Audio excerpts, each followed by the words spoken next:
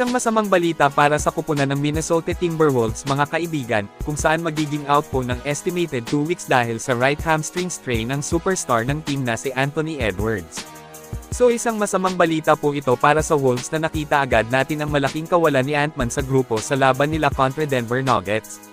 Kung saan tinalo po ng Denver ang Minnesota, halimaw pa na stats ang inilista ni Jamal Murray ng Nuggets, nagtala po siya ng 43 points, may 6 rebounds at 3 assists.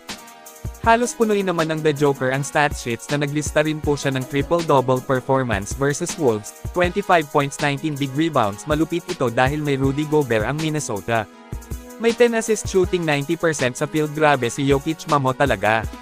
2 weeks na mawawala si Ant sa kanila, ibig sabihin posibleng magiging out siya ng 7 or 8 games. Dapat magdoble kayod sa mga laban para makapalag kahit walang Anthony Edwards sa lineup ng kupunan. Kayo mga kaibigan, ano ang masasabi nyo tungkol dito? Mag-comment lang po.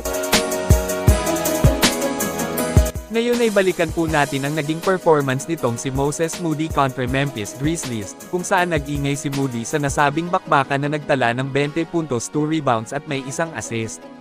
Grabe ang shooting ni Moody sa crease, ayaw magmintis ni Moses, shooting 5 out of 6 sa 3-point area, nag-alas Stephen Curry ang Warriors forward at maganda nga rin dito yung kanyang naging depensa.